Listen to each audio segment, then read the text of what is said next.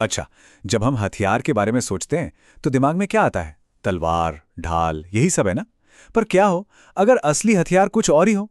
आज हम एक ऐसी ही प्राचीन लोक कथा की दुनिया में चलेंगे जो सिखाती है कि सबसे बड़ी ताकत तो हमारे ज्ञान और आत्मविश्वास में ही छिपी है। चलिए शुरू करते हैं कहानी राजकुमार और 5 हथियार के साथ। देखिए, ये सिर्फ कोई कहानी नहीं है, बल्कि भारत की एक बहुत ही पुरानी पौराणिक लोक कथा है। इसे न जाने कितनी पीढ़ियों से सुनाया जाता रहा है। और जानते हैं क्यों? क्योंकि इसमें जो सीख छिपी है वो आज भी उतनी ही काम की है जितनी सदियों पहले थी। तो कहानी की शुरुआत होती है एक राजकुमार के जन्म से, और उनके जन्म के साथ ही एक ऐसी भविष्यवाणी हुई जिसने उनकी किस्मत तय कर दी। ये कहानी शुरू होती है प्राचीन शहर बनारस में, जहां राजा ब्रह्मदत्त के घर एक बेटे का जन्म हुआ। लेकिन सुनिए, ये कोई आम बच्चा नहीं था। वो एक बोधिसत्व थे, यानी एक ऐसी आत्मा जिसका जन्म ही दूसरों को ज्ञान और दया का रास्ता दिखाने के लिए हुआ हो। अब राजा को अपने बेटे का भविष्य जानना था, तो उन्होंने कोई कसर नहीं छोड़ी। नामकरण वाले दिन उन्होंने राज्य के 800 सबसे ज्ञानी ब्राह्मणों को बुलाया। सोचिए जरा, सबकी नजरें इसी बात पर थीं कि आखिर इस खास बच्चे का भविष्य कैसा होगा।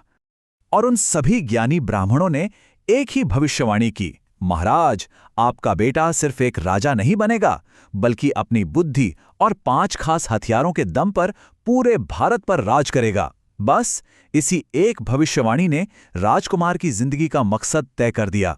लेकिन यहां एक बड़ा सवाल था, आखिर ये 5 रहस्यमयी हथियार थे क्या? कहानी अब उस मोड़ पर आती है जहां राजकुमार इन हथियारों को पाने के लिए ज्ञान की खोज में निकलते हैं।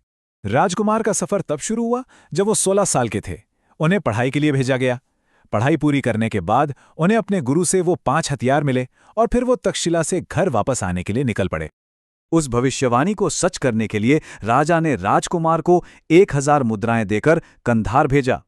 वहां एक बहुत ही मशहूर गुरु रहते थे और उन्हीं की देखरेख में राजकुमार को अपनी शिक्षा पूरी करनी थी। और यही कहानी का सबसे मजेदार मोड़ आता है। ये जो 5 हथियार थे वो कोई तलवार, भाला या धनुष नहीं थे। नहीं, ये तो गुरु का दिया हुआ एक ऐसा तोहफा थे जो राजकुमार की गहरी समझ, उनके हुनर और उनकी बुद्धिमानी को दर्शाते थे। मतलब असली हथियार बाहर नहीं, अंदर थे। तो अपनी पढ़ाई पूरी करके और वो 5 हथियार लेकर राजकुमार घर लौट रहे थे। लेकिन उनका सफर इतना आसान नहीं था। रास्ते में एक बहुत घना और खतरनाक जंगल पड़ता था, जिसमें एक राक्षस रहता था। ये बात हमें एक बहुत गहरे सवाल पर सोचने के लिए मजबूर करती है। असली ताकत आखिर आती कहां से है? क्या ये सिर्फ शरीर की ताकत है या कुछ और? राजकुमार के सामने अब एक ऐसी चुनौती आने वाली थी जो इसी सवाल का जवाब देने वाली थी। और हुआ भी बिल्कुल वही। बनारस लौटते हुए उस घने जंगल के बीचों बीच एक बहुत बड़े और ताकतवर राक्षस ने राजकुमार का रास्ता रोक लिया। वो इतना भयानक दिखता था कि कोई भी आम इंसान उसे देखकर ही डर से कांप जाए। और अब आता है कहानी का सबसे बड़ा टर्निंग पॉइंट।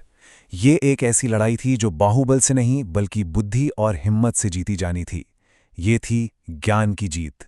जहां कोई और होता तो शायद डर जाता, वहीं राजकुमार उस विशाल राक्षस को देखकर भी एकदम शांत खड़े रहे। उनके चेहरे पर डर का एक निशान तक नहीं था। उनका आत्मविश्वास और उनकी निडरता ही उनका सबसे बड़ा कवच था। बोधिसत्व के मन में जरा भी घबराहट नहीं थी। उन्हें अपने गुरु से मिले ज्ञान पर और अपनी अंदर की शक्ति पर पूरा भरोसा था। वो समझ गए थे कि यही उनके असली 5 हथियार हैं। और फिर जो हुआ वो इस कहानी को सच में खास बना देता है।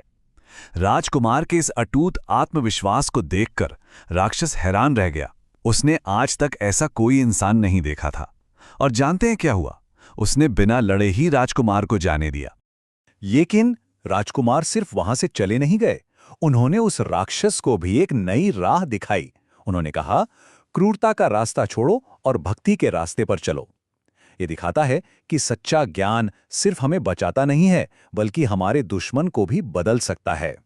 अपनी सबसे बड़ी परीक्षा पास करने के बाद राजकुमार घर लौटे और अब वक्त था उस भविष्यवाणी के सच होने का, एक आदर्श राजा के उभरने का। राजकुमार सुरक्षित बनारस लौट आए और सही समय आने पर वो सिंहासन पर बैठे। भविष्यवाणी सच हो चुकी थी। अब उन्हें अपनी बुद्धि और ज्ञान से पूरे देश पर राज करना था। उन्होंने अपने राज्य पर बहुत ही ईमानदारी और गजब की बुद्धिमानी से शासन किया। उनका पूरा जीवन लोगों और देश की सेवा में ही गुजरा। जो आत्मविश्वास और ज्ञान उन्होंने उस जंगल में दिखाया था, वही उनके आदर्श राज की नींव बना। तो ये कहानी हमें एक बहुत ही जरूरी सवाल के साथ छोड़ जाती है। सबसे बड़ा हथियार आखिर है क्या?